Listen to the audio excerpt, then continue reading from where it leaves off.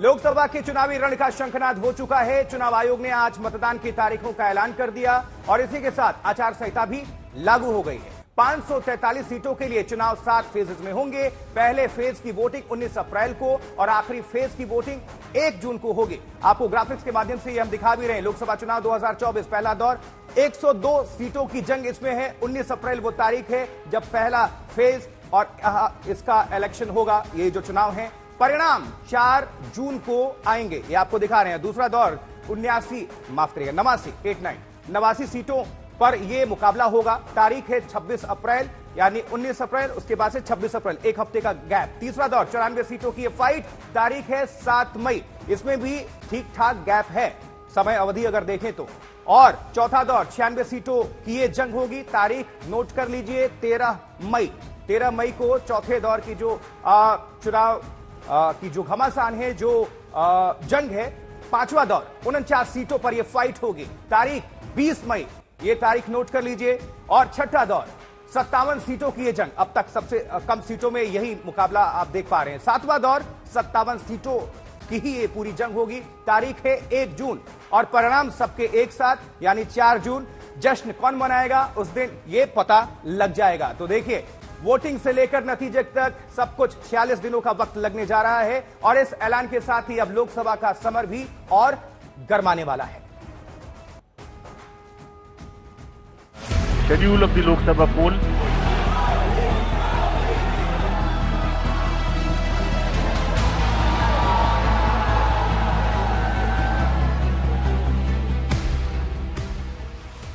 सबसे बड़े लोकतंत्र के सबसे बड़े पर्व के उत्सव की तारीखों का ऐलान हो गया है।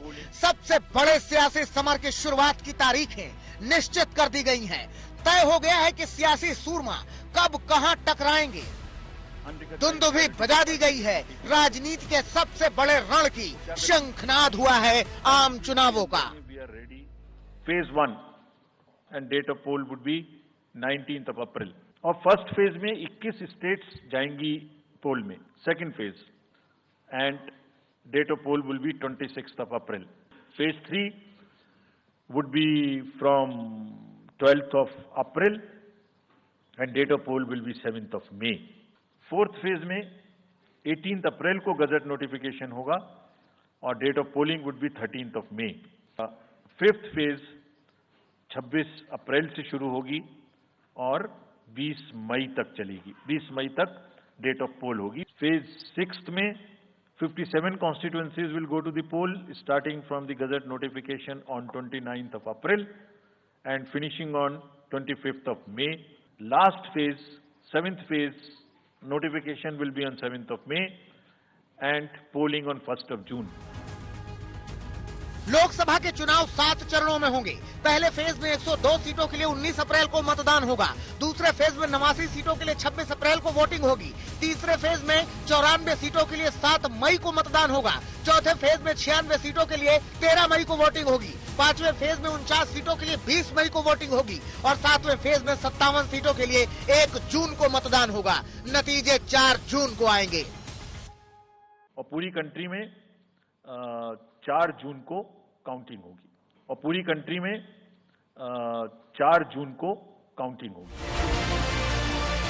यानी 4 जून वो तारीख होगी जब मालूम चलेगा कि हिंदुस्तान का मुस्तकबिल किसके हाथ में होगा।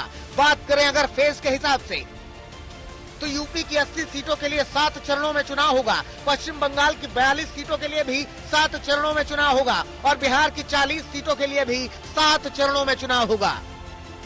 जो सिंगल पोल डेट है वो 22 स्टेट में होगी। 2 राज्य 4 बार में जाएंगे, कर्नाटका, राजस्थान, त्रिपुरा, मणिपुर। 3 फेज में 2 जाएंगे, छत्तीसगढ़ एंड असम। 4 फेज में 3 जाएंगे, उड़ीसा, मध्य प्रदेश, झारखंड। 5 फेज में 2 जाएंगे, महाराष्ट्र एंड जम्मू कश्मीर। जम्मू कश्मीर की हर पार्लियामेंट्री कॉन्स्टिट्यूएंसी के लिए 1 फेज होगी और 7 फेज में 3 जाएंगे, उत्तर प्रदेश, बिहार एंड वेस्ट बंगाल।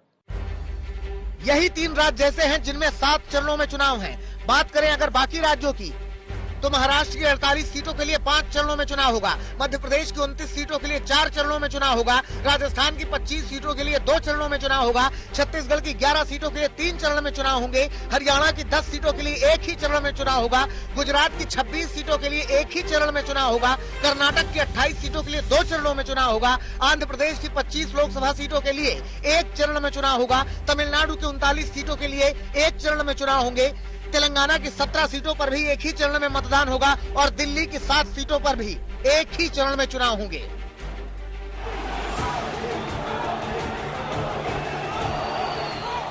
चुनाव का ऐलान हुआ तो पीएम मोदी ने सोशल साइट एक्स पर लिखा, लोकतंत्र के सबसे बड़े महापर्व का शुभारंभ हो गया है। चुनाव आयोग ने 2024 के लोकसभा चुनाव की तारीखों की घोषणा कर दी है।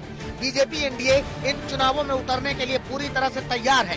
सुशासन और जनसेवा के अपने ट्रैक रिकॉर्ड के आधार पर हम जनता जनार्दन के बीच जाएंगे। मुझे पूरा विश्वास है कि 140 करोड़ परिवार जनों और 96 करोड़ से अधिक मतदाताओं का भरपूर स्नेह और आशीर्वाद हमें लगातार तीसरी बार मिलेगा। बीजेपी आश्वस्त है कि इस बार एनडीए 400 पार करेगी, मगर दूसरी ओर विपक्ष भी पूरा दमखम झोंके हुए है। ज्यादा से ज्यादा मतदान हो, इसके लिए चुनाव आयोग भी तैयार है। नॉमिनेशन से पहले सबके घर में हम फॉर्म 12D पहुंचाएंगे। देश के कुछ हिस्से में घर से वोटिंग हो चुकी है असेंबली इलेक्शंस में, कुछ राज्यों में अभी नहीं हुई है। अब इस बार पूरे देश में पहली बार ये व्यवस्था एक साथ लागू होगी कि जो 85 वर्ष से ऊपर के मतदाता हैं, जो पर्सन्स विद डिसेबिलिटी हैं, 40 इयर्स एंड 40% से ज़्यादा की जिनको डिसेबिलिटी है, वो सब के पास हम फॉर्म पहुंचाएंगे। अगर वो ये ऑप्ट करेंगे कि वो फॉर्म वो बूथ पर नहीं आना चाहते, घर से करना चाहते, तो हम घर में जाएंगे, एक आदमी का वोट लेने घर में जाएंगे। किसकी होगी जीत और किसे मिलेगी मात, ये तो समय बताएगा, मगर ऐलाने जंग हो गया है और गुजरते वक्त के साथ ये लड़ाई और धारदार होगी। दिल्ली से हिमांशु मिश्रा, अशोक सिंघल और संजय शर्मा के साथ आज तक ब्यूरो।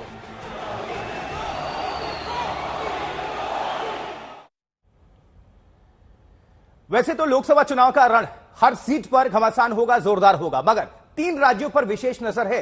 ये वो 3 राज्य हैं जहां 7 चरणों में चुनाव होने हैं। इनमें उत्तर प्रदेश, बिहार और पश्चिम बंगाल शामिल है। और इन 3 राज्यों में चुनाव का समीकरण क्या कहता है और यहां कब कब मतदान होगा, आपको हम दिखाते हैं अपनी स्पेशल रिपोर्ट।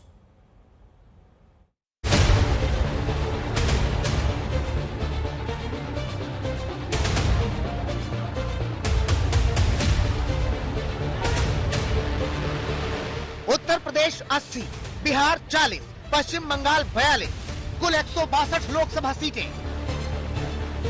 लोकसभा का चुनावी रण 7 चरणों में होना है और इन 7 चरणों में यूपी, बिहार और बंगाल, इन 3 राज्यों में चुनावी जंग चरम पर दिखेगी।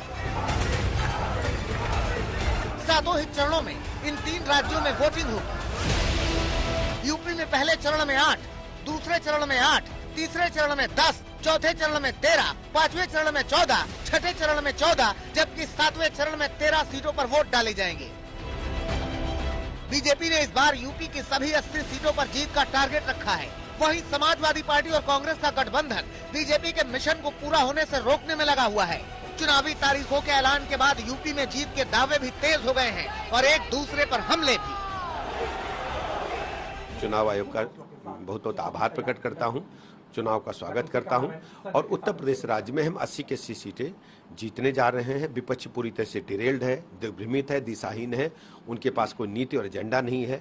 कांग्रेस पार्टी के पास कोई नेता नहीं है, नेतृत्वविहीन है और जिस ढंग से उनके नेता उलूल जुल बयानबाजी करते हैं, प्रदेश की जनता ने उन्हें नकार दिया है। हमारा एक बब्बर शेर कार्यकर्ता पूरी ताकत के साथ मैदान में है और दहाड़ के लड़ेगा, ललकार के लड़ेगा। पूरी ताकत के साथ जो देश के लिए, जो राष्ट्र के लिए जो उनकी सोच है, नौजवानों के लिए सोच है, महिलाओं के लिए सोच है, आम आदमी के लिए सोच है, किसान के लिए सोच है, आदिवासियों के लिए सोच है, गरीब लोगों के लिए सोच है, वो निश्चित तौर से राहुल जी कल वहाँ अपनी बात को पूरे देश के सामने रखेंगे और जो अपना अनुभव है पूरे मणिपुर से लेकर महाराष्ट्र तक का, उस अनुभव को साझा पूरे देश से करेंगे और लोगों को बताएंगे। समझती हूँ इस बार के चुनाव बहुत ही महत्वपूर्ण चुनाव है और मैं प्रदेश के सभी लोगों से कहूँगी कि बहुत सोच समझ के इस बार चुनाव अपना वोट डालें, क्योंकि यह चुनाव जो है यह उत्तर प्रदेश की दिशा बदलने का काम करने वाला है।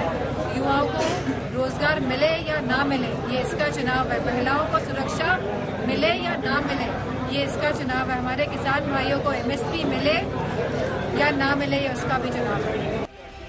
चुनावी तारीखों के ऐलान के बाद सियासी सरगर्मी बिहार में भी बढ़ गई है, जहां इंडिया गठबंधन इस बार एनडीए को चुनौती देने में लगा हुआ है। बिहार में पहले चरण में 4, दूसरे चरण में 5, तीसरे चरण में 5, चौथे चरण में 5, पांचवें चरण में 5, छठे चरण में 8 और 7वें चरण में 8 सीटों पर चुनाव होंगे। चुनावी तारीखें तय होने के बाद बीजेपी का बिहार में बड़ी जीत का दावा है, वह इंडिया गठबंधन दम दिखाने को तैयार दिख रहा है। 400 के पार तो रहेगा ही। पूरा देश 21वीं सदी के भारत बनाने के लिए प्रधानमंत्री जी को अपार बहुमत से मौका देगा। लोकसभा चुनाव को लेकर बड़ा सियासी संग्राम बंगाल में छिड़ा है। यहाँ भी 7 चरण में वोट डाले जाएंगे। बीजेपी इस बार बंगाल की सीटें बढ़ाने के लिए जी-जान से लगी हुई है। वहीं टीएमसी पिछले चुनाव से भी बेहतर प्रदर्शन का दावा कर रही है। और तो और चुनावी तारीखें सामने आने के बाद टीएमसी बंगाल में 7 चरण में चुनाव को लेकर सवाल उठा रही है। शायद ये मालूम नहीं है, बंगाल का आदमी अपना मन बना लिया है।